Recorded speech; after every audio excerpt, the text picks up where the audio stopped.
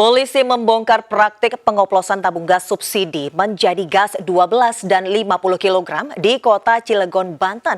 Praktik gas oplosan ini sudah berlangsung selama 8 bulan terakhir dengan keuntungan Rp390 juta per bulan.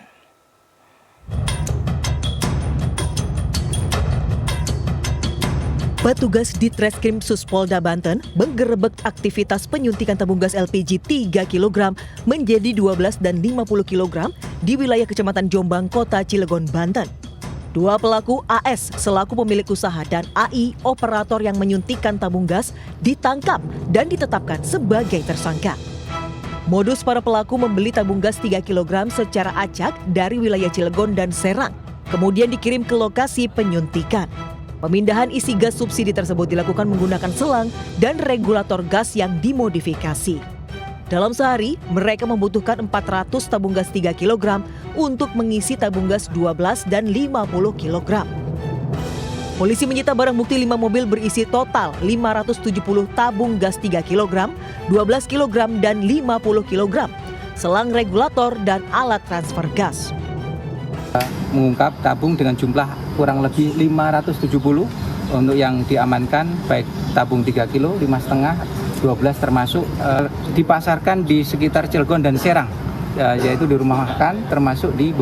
Hasil pemeriksaan, praktik penyuntikan gas subsidi dilakukan selama 8 bulan terakhir dengan keuntungan Rp390 juta per bulan. Sementara akibat praktik ini, kerugian negara mencapai Rp3 miliar. Dari Serang, Banten, Mahesa Apriandi, iNews melaporkan. Pemirsa, antrian panjang penumpang terjadi di Bandara Soekarno-Hatta, Tangerang, Banten akibat bobolnya sistem imigrasi bandara. Penumpang tertahan hingga 2 jam karena pemeriksaan data harus dilakukan secara manual.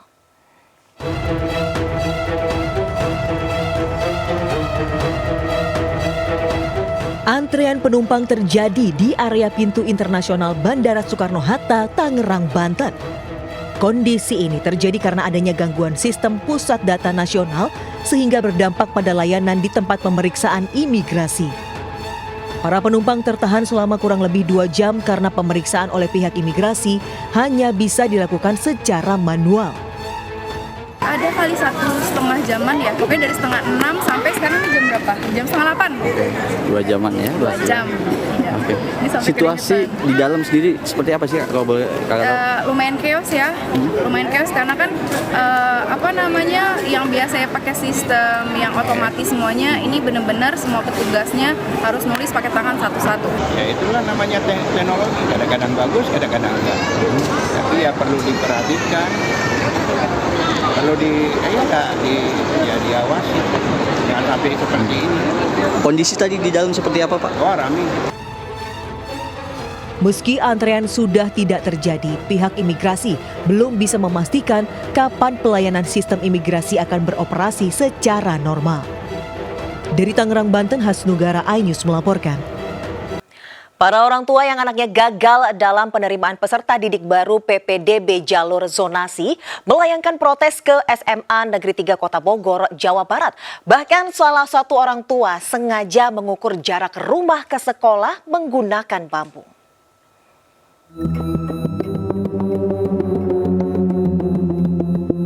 Aksi mengukur jarak rumah ke sekolah menggunakan sebilah bambu dilakukan Billy Adiaksa sebagai protes usai anaknya gagal dalam sistem PPDB jalur zonasi SMA Negeri 3 Bogor. Aksi ini sebagai bentuk pembuktian yakni hanya 702 meter saja. Banyak orang tua yang menyatakan kekecewaannya lantaran kalah bersaing dengan peserta PPDB lainnya yang diduga menumpang kartu keluarga yang jaraknya lebih dekat. Padahal area terdekat sekolah adalah kawasan hotel dan usaha bisnis yang jauh dari pemukiman. Kami yang di masyarakat sekitar sini yang punya hak untuk bersekolah masih bisa memastikan itu. Ternyata sistem PPDB ini sama sekali membuat kami merasa tidak punya pemilih lain. Bukan nilip kakak, maksudnya ada anak familinya dititipkan di kartu keluarga warga yang di sekitar sini yang penting sudah 1 tahun ini. Ya itu diperbolehkan. Itu ada di Juknis. Ya. Diterima ya Pak ya? Diterima secara. Pihak sekolah hanya menyediakan 160 kursi dari jalur zonasi yang sesuai persyaratan. Selain zonasi, sekolah juga sudah menyediakan jalur afirmasi, jalur berkebutuhan khusus, dan jalur perpindahan orang tua. Dari Bogor, Jawa Barat, Andi Firmansyah, iNews melaporkan.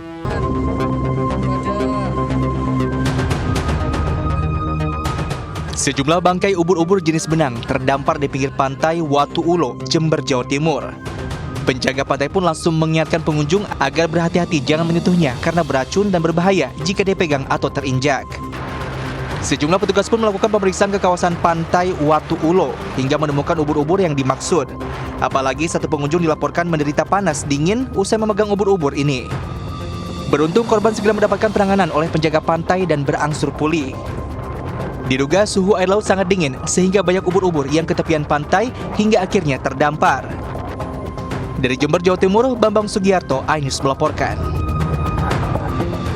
Sebuah minimarket di Depok, Jawa Barat terbakar. Namun saat proses pemadaman, petugas mendapati seorang pria di dalam minimarket yang diduga pencuri dan penyebab kebakaran.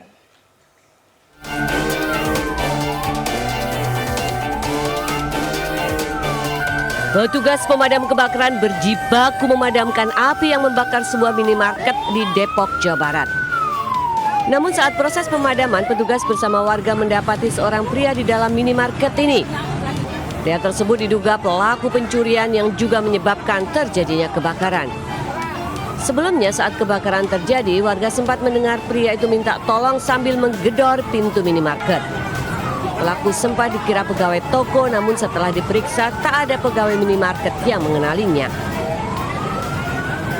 Gedor bang, tolong, kebakaran. Itu teriaknya kenceng bang? Kencang, sampai gedor pintu. Oh, itu pas abang lihat itu api udah gede atau gimana? Belum. Apinya di samping kanan. Apinya dari samping? Iya. Bang, terusan itu orangnya ditolongin abang, tahu dia siapa sih bang? Nggak tahu sih. Bukan warga sini bang? Kan, udah banyak yang nolongin waktu pas jam segitu udah ada banyak orang. Katanya dia maling bang? Iya maling, kayak katanya. Guna pemeriksaan lebih lanjut, pria itu dibawa ke Mapolsek Cimanggis. Sementara kondisi minimarket telah berjalan normal usai petugas Dinas Pemadam Kebakaran Kota Depok berhasil memadamkan api. Dari Depok, Jawa Barat, Iyung Rizky, iNews melaporkan. Ke informasi selanjutnya, pemirsa, pasien rawat inap Rumah Sakit Umum Daerah Bob Bazar Kalianda, Lampung Selatan membludak. Puluhan pasien tidak mendapatkan ruangan dan harus beristirahat di pelbet karena kekurangan tempat tidur.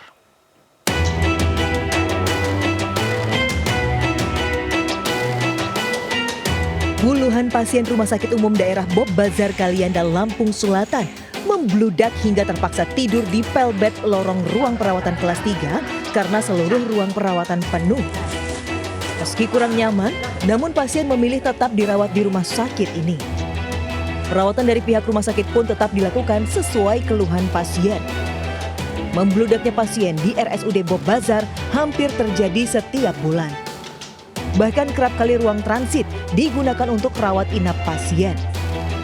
Rumah sakit juga menyiapkan 35 pelbet, baik di ruang bedah maupun ruang penyakit dalam. Ya katanya belum dapat kamar, jadi harus di sini dulu sementara, nanti dipindah ke kamar. Terus perawatannya dari bagus. Idealnya dengan jumlah kunjungan rawat inap per bulan kurang lebih sampai 3.000-4.000 orang, berarti kita masih butuh sekitar 350-an tempat tidur, jadi masih kurang 100-150. Diharapkan pemerintah setempat menambah tempat tidur dan ruang rawat inap RSUD Bob Bazar agar warga menerima pelayanan kesehatan dengan maksimal. Dari Lampung Selatan, Lampung, Heri Fulistiawan, iNews melaporkan.